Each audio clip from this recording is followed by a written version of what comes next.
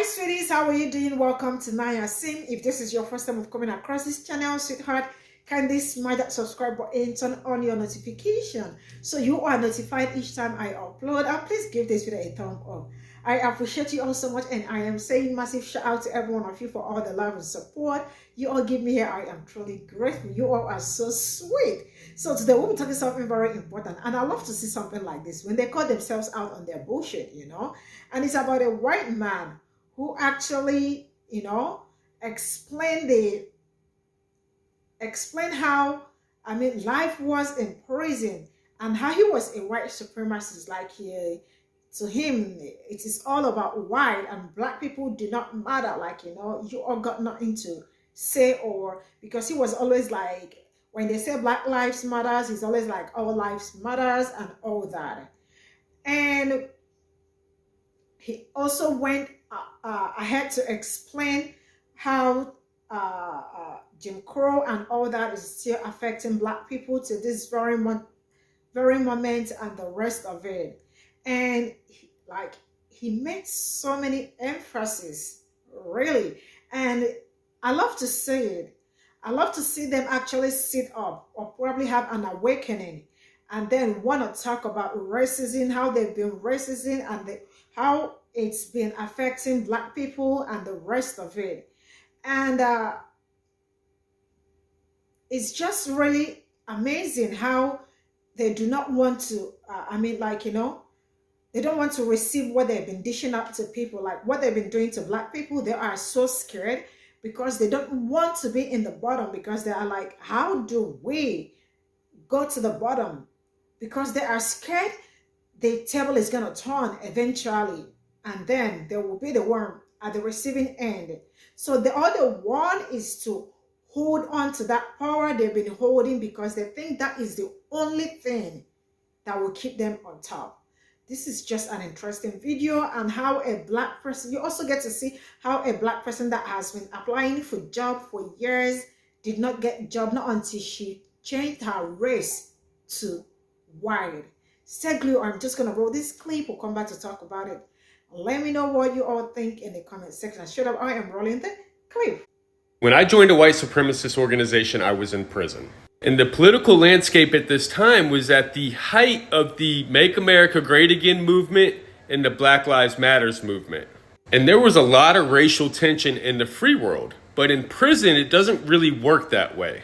But in prison, all the different nations or organizations, the gang culture, they have learned how to coexist. So in Florida prisons, many times you could see Aryans eating with Bloods. You could see Nietes doing business with Crips. You could see G's kicking it with Sir Traces. So when I joined this organization, it wasn't because I hated other races of people. After all, I did have black friends and played sports with black people. And that was the justification for my anti-racism, so I thought. When people would say Black Lives Matter, I would respond with all lives matter.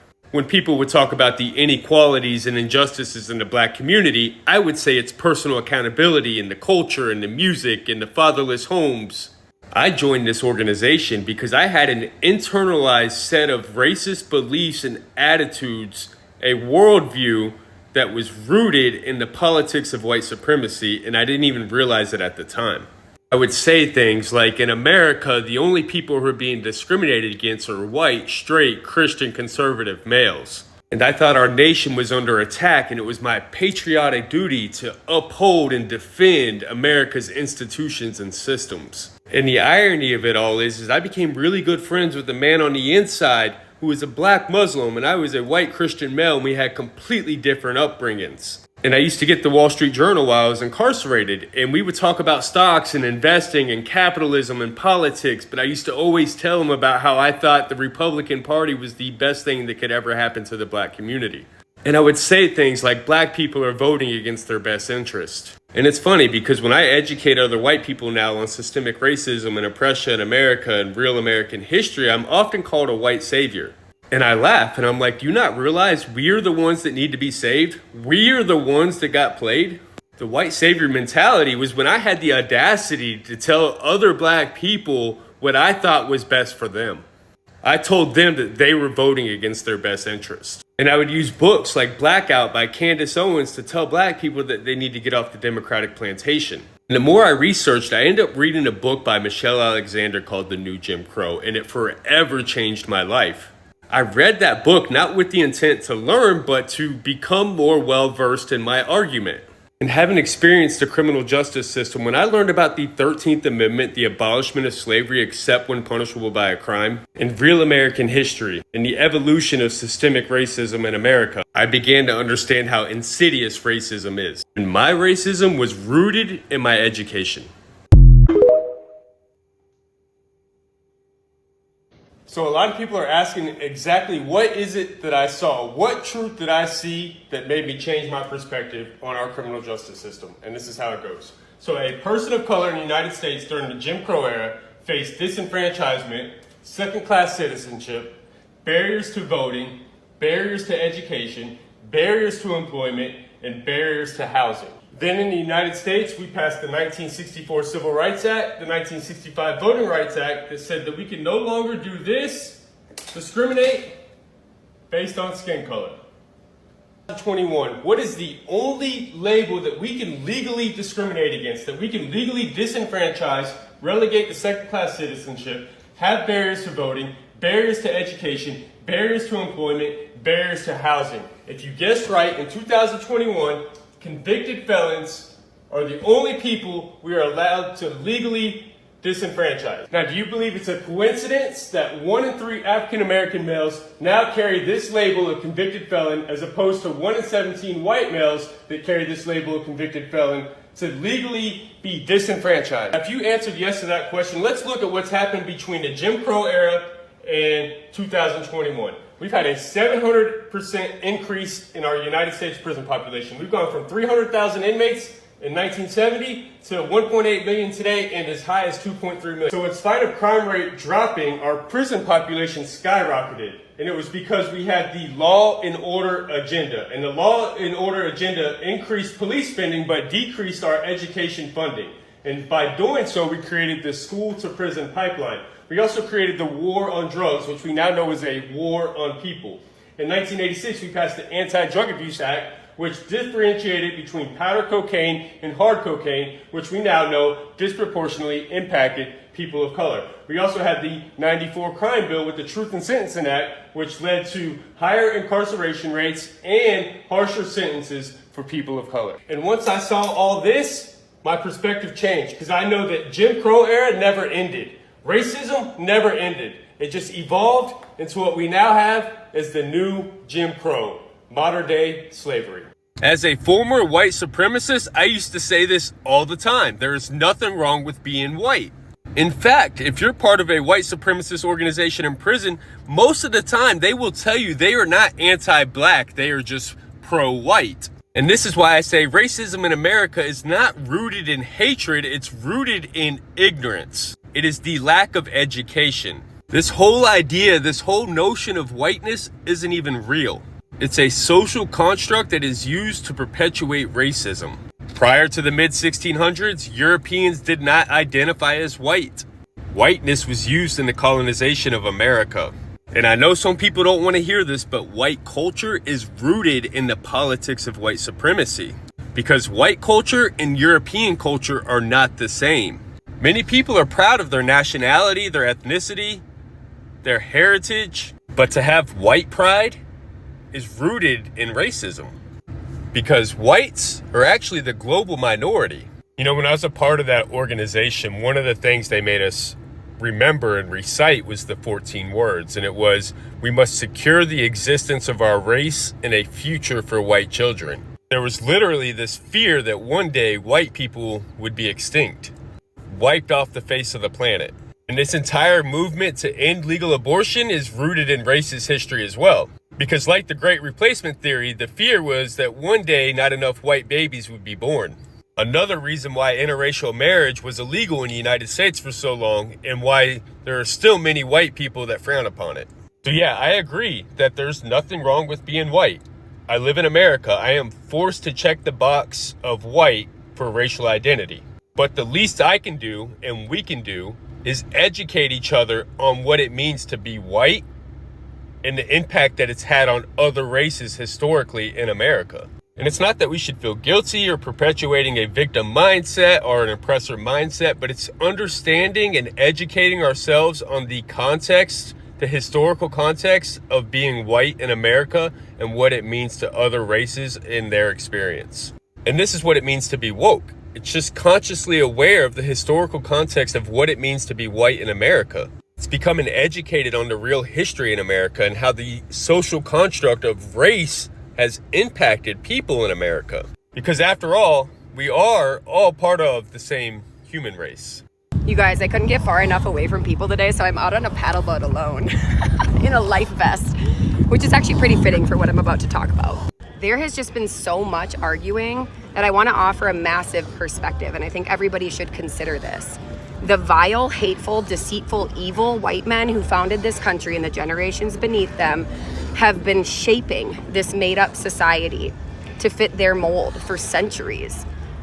And because they're so afraid of losing power, they are creating divisiveness amongst us through everything. Think about it. There's generational division. Young people do not respect the wisdom of the elderly. This society does not respect the elderly. There's division in races because we don't learn about each other's history. I wonder why. There's division in ethnicity. You're going to come to this country and not speak English. We speak English in this society. Go back to your country. Social class, because we put such pressure on making money, and that however much money you make equates to your worth in this society. Religion, my belief versus your belief, and there's no way to come to a conclusion. Politics, made up. Completely opposing views, which is probably the most divisive thing right now, and it's a powerful tool for them. But in reality, all Americans need are healthcare, education, and protection. And gender. Based on your external anatomy, we're going to assign you a gender role in this made-up society, and we need you to abide. That's why there's so much confusion with the trans community and what's going on right now. I don't know if you guys can hear this, but there's like a wedding going on over here. I had to swing by. Okay, back to the big stuff. So because they think they're going to lose power and everybody would come together if they understood each other, which is how you do that, right? You stop the divisiveness by being empathetic through education. Well, who created the education system? Them. So instead of learning what it's going to be like to get older, what to expect, how to invest your money and what to expect with taxes, the history of other races, ethnicities, and religions, and real biology, what are we learning? That mitochondria is the powerhouse of the cell, how to write in cursive, and the Pythagorean theorem. So it's one big difficult puzzle that they've put together. And what is that final piece that feels so good in the middle that they love? Indoctrination of white people to stay uneducated and ignorant to the reality. So they don't teach us about history. They don't teach us about politics and racial and systemic oppression. They make sure politics don't affect us so we don't look. And they make whiteness convenient with privilege and don't teach us about it so we don't ask questions. So all of us are like white people. Get on board. Literally, here's your seat, okay? But we do need to come together on all of the other things as well. And we need to stop being so divided, accept each other's differences, and start putting this puzzle back together, so we can fight the real problem, the ones who made it, them. And if you're one of the vile, disgusting men, dude, chill the hell out, okay? Just make people prosper and you'll stay in power. It's really easy. There's a whole life out here.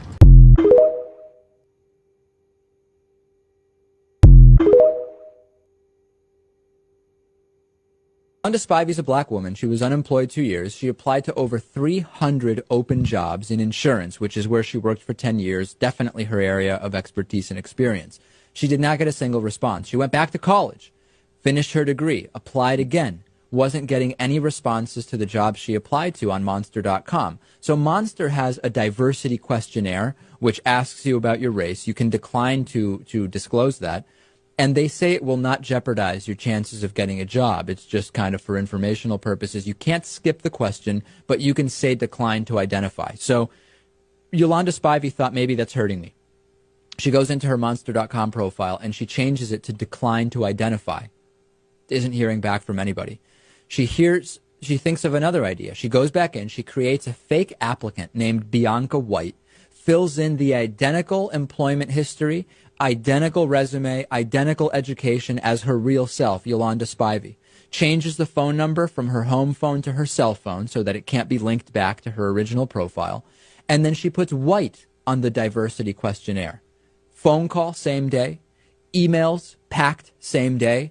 she gets a whole bunch of job offers in the field of insurance. In 1 week, she received 9 phone calls as Bianca White and none as African-American Yolanda Spivey. And she received 7 emails as Bianca White and only 2 as Yolanda Spivey. Both were for commission-only positions that required her to move out of state. Now, what do you think about this? You know why I decided to put this last one? I put it because, they have been telling us that slavery is over, and they tell you to get over it. Jim Crow, it's all over. It's no longer happening, and the rest of it. I know why I put everything all together, so you all can also understand. Because let me tell you all something. It's not only black people that watch this channel. White people are always here. I get emails and all that. I see them wanting me to change topics and all that. But I want you all, before you all come to my email to say something, I want you all to know that it has never ended. It's only evolved. You saw that Jim Crow breakdown from your own person. He is also white. He is not a black person. He broke it down so good, so you all can understand that everything, how it all affects a black person. And there was a video that I watched, I think I posted that on Cimnanya or something, how a black man told us that slavery is still going on. And that is true. And the story was so touching. He told us how he picked cotton in prison in Texas. And some people will be like, oh no, this is no longer happening. It is still happening. The redlining, the segregation, and the rest of it. You saw this employment. You saw how it all played out. A black person wanting to get a job, never got it. They never got a call. Not until she identified as a white person. And then somebody would tell me that it is no longer happening. Get over it. I also remembered a story, a black woman.